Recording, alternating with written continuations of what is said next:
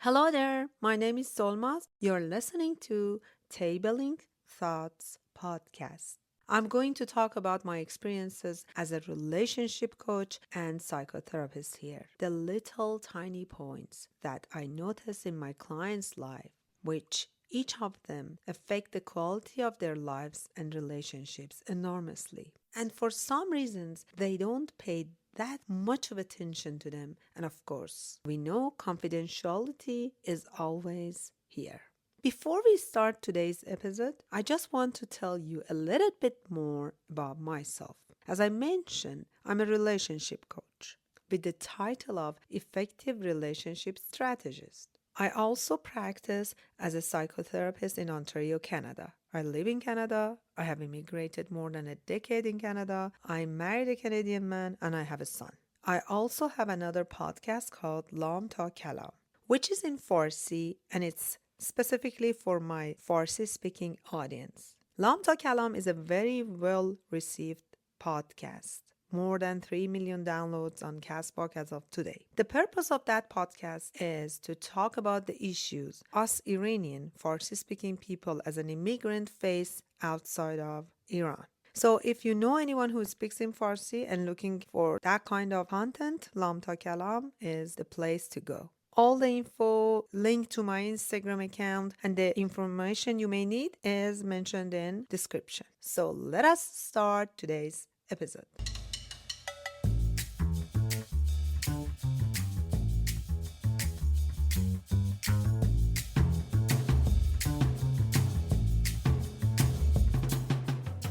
In this episode, I'm going to talk about emotional blackmail. I have been working with many families, working with the dynamic of family members or loved ones specifically. Showed me many try to control the relationship via emotionally blackmailing the other person. And then I came across a book called Emotional Blackmail by Susan Forward.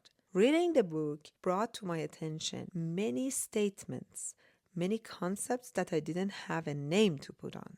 And this book clarified many of them for me. So let's explore a bit more about this concept.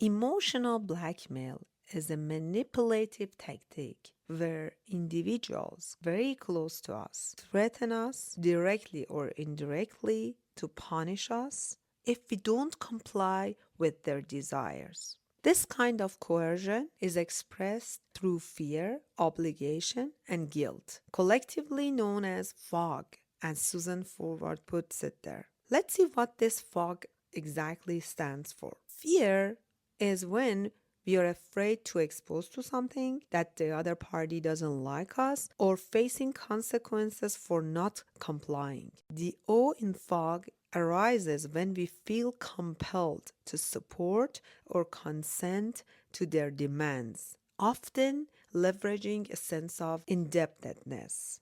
Obligation arises when we feel compelled to support or consent to their demands, often leveraging a sense of owing the other party. And last but not least is guilt. Guilt is induced by the person who is blackmailing us by making us feel guilty if we don't meet the way that they're requesting. There's some common signs of a blackmailing behavior that includes controlling behavior, blaming others, rationalizing unreasonable requests, intimidation, and false accusation. And at the end of the day, they threat that they will harm you, even emotionally, which is more important. Remember, people who are victims of this kind of emotional blackmailing, they feel insecure, they feel unvalued, and they struggle with low self-esteem, which genuinely breaks my heart because that person, the victim, is so vulnerable to this kind of manipulations. The stress of such relationships can have emotional and physical consequences for you. You will even try to compromise your integrity, your self-esteem, and it will lead you to isolate yourself and be lonely. Quite a dark space, right? The impact of this kind of emotional blackmailing extends to overall of your well-being, contributing to anxiety and depression. Specifically, people, the individuals whose upbringing has been based on blackmailing by their parents, they have kind of this tendency to put themselves in kind of personal experiences that makes them to be in toxic relationships, dangerous conflicts, specifically emotionally being in conflicts, in different conflicts, and they sacrifice their health. They easily let other parties to violate their boundaries for the sake of keeping the relationship the way it is, because they have been justifying their roles in each relationship as a victim. They think, if I'm not the victim, if I'm not losing my identity, if I'm not acting the way this person wants, I will end up to a huge breakup, then I will be nobody. So I should fulfill what they ask for. So here comes the question, how can we identify the emotional blackmailers in our lives? First, and most importantly, we should know that this kind of blackmailers mostly and unfortunately are the closest people in our lives, because they have already passed plenty of boundaries to be so close to our wounds that we cannot ask them to leave our emotional space. So identifying this kind of emotional blackmailers involves recognizing the red flags in their personalities, such as making extreme threats or using emotional manipulation. Here, taking control of reactions and setting boundaries is crucial. Setting boundaries should be a daily practice of self-affirming statements and a commitment to activities that eliminates emotional blackmailer from various relationship threats. The difficulty in recognizing emotional blackmail is attributed to the reluctance to confront the uncomfortable truth of manipulation by a loved one. This is the part I have been working with plenty of my clients. It's extremely difficult to see someone who you love enormously is hurting you intentionally or unintentionally and accept it. Understanding and identifying emotional blackmail is extremely essential for those seeking to eliminate toxic relationships in their lives. That's why I chose this concept. I can't give you enough of examples of the clients are engaged in toxic relationships with their husbands, with their kids, with their parents, with their relatives, with their friends, colleagues, that they have been in kind of blackmailing situation because part of their identity is hooked to that relationship, and they think, if I lose this relationship, I am nobody. Specifically for those who are familiar with the concept of narcissistic personality disorder, people who have the traits of this narcissistic personality, they use emotional blackmailing as the main tool to keep their victims in their emotional proximity. So let's see what we talked about. First, we talked about what is emotional blackmail. We used the writer's keyword in the whole book called FOG, as fear, obligation, guilt. And we talked about the main step, which is identifying this kind of toxic interactions as an emotional blackmail.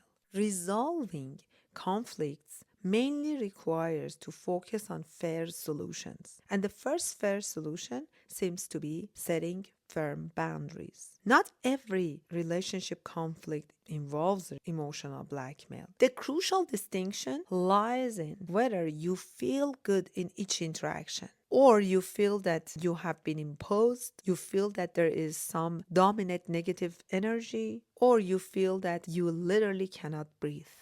In order to enable the vicious circle of being a victim in this emotional blackmailing circle, the first step is to stop seeking validation from that person. Second, confrontation aversion. And third, working on your own self-esteem without getting validation from the other person. If you want to look for an instant way to avoid falling prey to emotional blackmailing, there are some simple steps that you can take. The first step is to resist immediate reaction to the blackmailer's behavior. You don't need to react on the spot. You can buy time to think about it, because the blackmailer may attempt to create atmosphere of tension that makes the victims feel like they have to comply immediately or they may continue to suffer. To avoid this, as I said, you need to be firm, set boundaries, and buy yourself some time. Always tell yourself that you don't need to answer the other party, the blackmailer, on the spot. You can think and come back. And you can tell them, I'm not ready to make the decision right now. Give me some time. And definitely they will try to put you in more pressure because before you used to just say yes and go with it, right? You have to own your own priorities, which are just as important as theirs. And you cannot just say it, you need to do it. There are plenty of times that you say, oh, I don't want you to do that. I don't want to do this for you. I don't want to be in this situation. But you put yourself in that situation when it comes to action. So buy time, restore your energy, figure out how you can say no in more assertive and firm way. The next thing to do is detach yourself from the situation. Detachment helps to get some perspective on the conflict. If you're finding it hard to see things from the outside, then you need to ask yourself, what does this person want from me right now? How did they ask me? Did they bring it in words in a way that I felt that I owe them, or they gave me some choice? And next, think about your emotional reactions. If you think you are responsible for the blackmailer's happiness,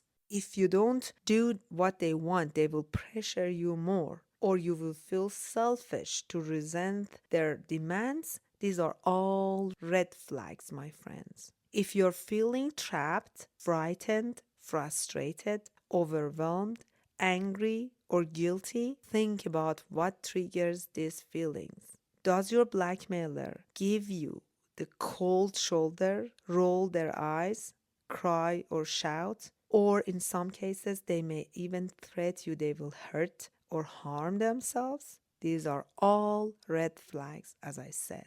So my friends, I'm going to ask you to write these thoughts down for the final step. Making connections between the blackmailer's action and your reaction will help you to map out the whole idea of how an emotional blackmail starts and how it goes forward. And the last step will be setting boundaries and speaking up to the end of the cycle of emotional blackmailing. Know your boundaries, make it clear for yourself by mapping out your blackmailer's actions and your reaction.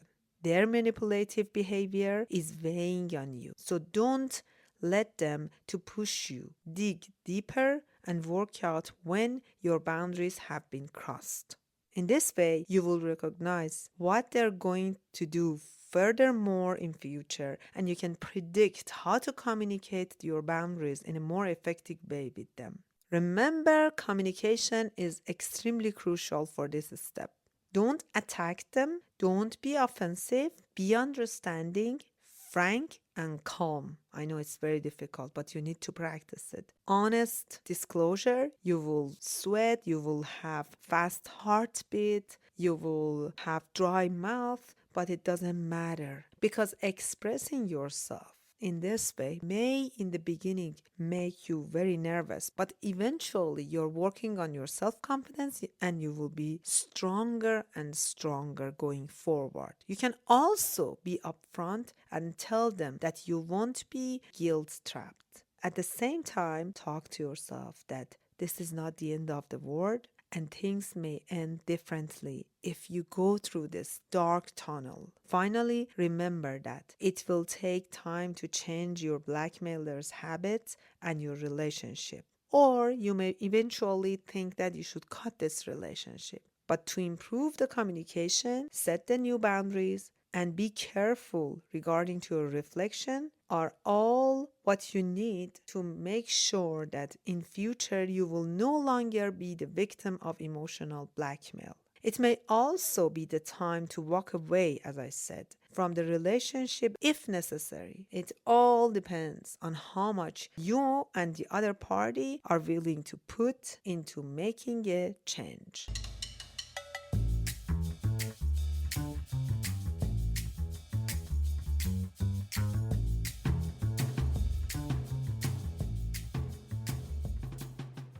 My friends, I hope this episode helps you with identifying this kind of toxic relationship patterns, working on the 3 steps, and helping yourself to get out of this toxic interactions. Thank you very much for being with us. I hope this episode was helpful for you. Please write your comments and tell me which part you like the best.